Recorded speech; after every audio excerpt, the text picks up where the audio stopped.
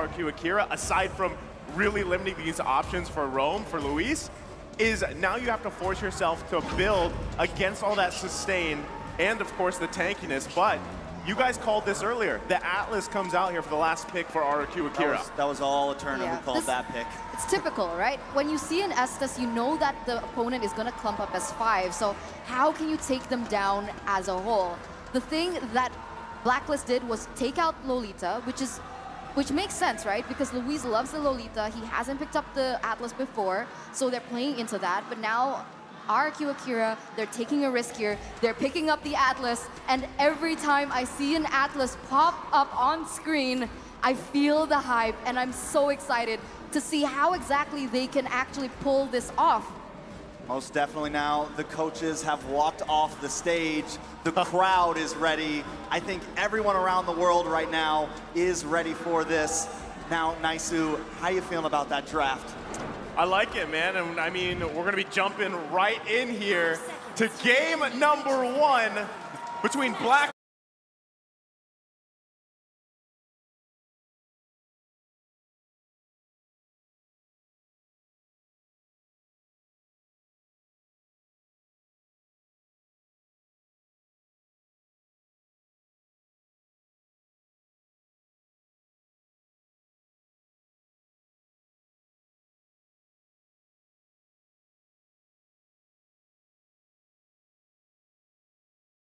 International and RRQ Akira. Who's gonna make first blood? It's up to both of these teams for a strong start. I mean, first up, look at how many purifies that Blacklist has, right? That's gotta be 3. We'll see it in just a moment, but this shows that Blacklist, they are going to respect the potential that RRQ Akira has with the Atlas last pick coming through. We have the purify on Haji, on Oh My Venus, as well as Oheb. So it's not going to be as easy for RRQ Akira now, as they are going to have to calculate on all these spells and their timers. Oh, right now, already the focus on the top side. It's first blood for Haji, under a minute in.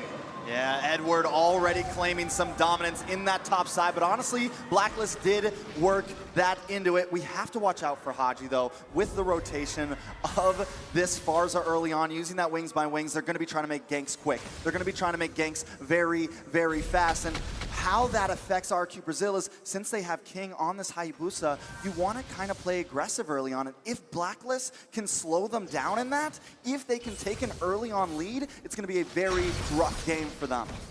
It's going to be tough. I completely agree with you here. You can already feel the pressure that has been built by Blacklist here even earlier on. And whenever Blacklist wants to go in, since RQ Brazil, they're a little bit more reliant on that level 4, the rotation doesn't seem to be as fast, and therefore they're drawing into the tempo that Blacklist initially wants. And here you go, Haji, once again into the top side. Yeah, he was up there. Takashi looks like he got a couple shots, and he's going to go ahead and recall for now. But you can see, right, how much focus and pressure is being put up in that XP lane. You want to go ahead and give that advantage to Edward the earliest that you can, which has already been done, despite him having that assist there. And yes, Haji grabbing that first blood. Mystery Shop, going to be able to build those burst items that he needs, probably that Clock of Destiny here, and scale. But it looks like RRQ setting their eyes on Oheb here on the bottom side. Shadow Kill going to come out. Turtle is secured, though. Still looking for the kill. The Flicker committed. And they grab the kill, but they trade the Turtle. Not a terrible trade, honestly. I'm almost on the brink of believing that if you can get that trade, the gold lane for the Turtle, it almost evens out, right? Especially because they need Gusta Lagusta to be ahead right now. And Oheb, you don't want him to just farm for free. I think a big win condition for RQ Brazil here is going to be get onto Oheb, slow him down as much as possible, and make sure that Gusta Lagusta can get these items in. And speaking of items, we had a little bit of a start there. Did start to see a little bit of penetration coming in for Gusta Lagusta. Yeah, I think Gusta Lagusta is going to focus on building that BOD next. So a really heavy as well as expensive item, but it is going to give that power spike that we usually see Beatrix have. Now on the opposing side, but wait a minute, here, King goes in. Yeah, but, you know, again, this is the sustained game here. Blacklist International are going to be just fine with that. That's the question, right? How soon or who builds that anti-sustain item on RRQ Akira here? They're going to need something, right, to work around that. Because you do have multiple options, right? You can go with Dominance Ice if you want. You've got the Blade as well available to you. I mean, there's tons of NOD. things. Yeah, and at the same time, Sustain is going to outpace RRQ Akira unless, like you guys mentioned, Gusa Lagusa can get those early items, already running that weapon mastery as well. But Luis, eyes set on the bottom side. There's the Purify though. King gonna come in for the backside, gets the Shadow kill. Oh my Venus, still gonna survive, and that's exactly what we're talking about. The Sustain is the game. The potential that RRQ Brazil actually had initially because of the Atlas annihilated, right? They need to be able to find a way to bait out perhaps the Purify from maybe Sagan, and then you can see that Luis can find a huge moment, but once again, Luis. Edward owing in with the angle, able to secure a kill as Luis falls. Using that Electo final blow and also just getting a bunch of extra gold here. Can we just talk about the fact that Edward is in the bottom lane right now, in the gold lane, all the way from the top side?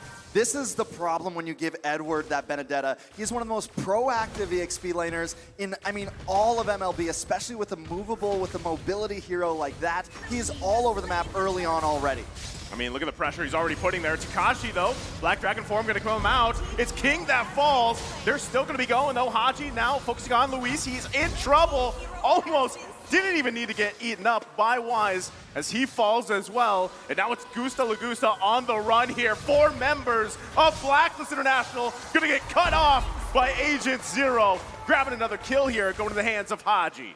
One by one, they all fall down to the Blacklist International Ube strategy.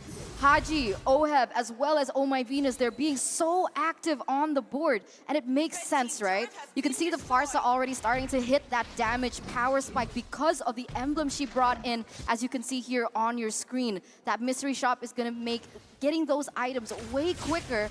And right now, it's starting to make a huge problem for RRQ Hoshi. They're already standing at a 5,000 gold lead. You know, one thing I'm a little bit worried about is King's emblem choice, right? He's not going to get a whole lot of 1v1s here, especially dealing against Blacklist, who we know like to clump up. Now, taking a look at these items, Beatrix has locked in that bond, but wait a second. You're gonna find Edward. Can he escape? It's 4 members of RRQ Akira. Edward survives. They just can't seal the deal right now. It is starting to become a problem. The survivability right now of Blacklist, even without Oh My Venus Haji? around. Haji. Okay, he gets the flicker out. As we were saying, Trex. Nothing too major there, but at this point, Blacklist is just controlling the map. I always like to refer to them as more of a rubber band team, but when they do get that advantage early on, it is just trouble for the enemy team because they bring some of these late game heroes like Barat. So if they can get a gold lead on you, like 6K right now, it's just so hard to come back from. It's hard, but the one thing that I notice is because Blacklist, they're rotating as 5 most of the time, maybe 3-1 split. Edward goes in a separate lane. They need to still be aware of those side lanes, right? Because previously we saw that RRQ Brazil was able to push that bottom side a little bit, get a little bit of chunk from the tower, and maybe that's how they can work around it. I do like the fact that Brazil did not try to contest that turtle, right? They know the deficit they're in right now, and I think at this point their only option is to not force fights. Blacklist, I don't think, is going to make any mistakes at all, honestly. And as we're now seeing on the screen, Oh My Venus picked Estes 57 times with 46 wins. That is an 86% win rate. Wise. Takashi, just like that, they're going to go ahead and grab it and the turret here. This is the discipline of Blacklist International. They also have that massive lead, like you guys were mentioning. And yeah, going back to it, that's an 80% win rate on the Estes here. It's huge. Definitely it's huge. very, very and it's insane. not something that we're concerned about. Like, we're not surprised because that is Venus's power hero. And at the moment, this is looking just like a clean-cut, well-executed game for Blacklist right now, giving no room for RRQ Akira to breathe at all. I mean, they're taking all the jungles away. They're taking all the buffs away. And the Hayabusa, he needs this buff. It's so difficult for him to play anything on the board, realizing once again, like we mentioned, the high and dry. And because they're rotating together, we haven't seen the positive outcome from it, as now we're going to take a look at the items here 8 minutes in. Well, I mean, item-wise, it's looking good for Blacklist International. 8K gold lead, like we mentioned, 8 minutes in. Again, it's only been 8 minutes, right? And it's tough. It's a tough situation to be in if you're RRQ Akira here, because are you in a position to actually contest the first Lord of the game? Probably not. Should you let it go? Now that's up to them. It's better because you don't have to get wiped out. As you see, Wise using the Daytona's welcome, not going to get Fatal linked at all. You know, so much pressure was on Luis in this game from the very start. We called the Atlas pick. He did end up picking it, but right now, with 3 Purifies on the board, Wise with the Daytona's welcome that is pretty much a Purify in itself. I mean, there's just nothing that RRQ Brazil can do right now to make the play happen. It is just spelling trouble all over, and I don't really see a way they can come back. It's brutal at this point, right? I mean, you can see the only thing that they can do is try and utilize the high mobility of the Hayabusa. Try split the map, try push those side lanes, try and bait Blacklist from going to the opposite side of the map. But even then, it does still feel like Blacklist is already onto this. And so they're responding accordingly with Edward. I mean, here's the question, right? Most people that have been watching Blacklist International for a while now know that when the Estes is locked in by Oh My Venus, they're going to go to what they're known for, the Ube strat, ultimate bonding experience. Who's usually the hero that counters that? Well, Atlas is a great choice, but when you can't actually utilize that ultimate, the Fatal Links, because there's also, what, 3 Purifies? Make it 4, technically, with Wise on the Barretts. It's really hard to work around that when you don't have the damage for even follow-ups if it's a mishap. So, as you can see already, RRQ Akira are going to lose the mid lane here. Actually, they're holding on to it a little bit, but Oheb decides to take it down anyway, even with Lord taken out. And RRQ Akira trying to hold on a little bit longer into this game. It's 10 minutes in. Does Blacklist International go for this bottom side inhibitor? We also have King just clearing up on the top side. The rest of the team defending in the base. You can already see the poke here from Blacklist International. Luis might be looking for an initiation. Gets the Fatal Links off, but gets punished right away as Luis falls. Takashi going to go in, though. King to follow. Gusta Lagusta getting the shutdown, but Saigon has to flicker out. Gets taken out with a double from Oheb. And this could very well be it for game number 1. As the minions push into the mid side of Blacklist International, looking to end it before the 11-minute mark. Can RRQ Akira hold on? And it looks like they do for a little bit longer. I mean, I don't know how much longer. Blacklist are playing extremely aggressive. They know they don't even need to play super disciplined. They can take what they want right here, taking another look at these items. Wait a second, Brazil trying to possibly push out. The sustain, though. Wise, Daytona's welcome, gonna get eaten up right away. King falls here in the mid lane. Another punish. Just RRQ Akira has no entrance.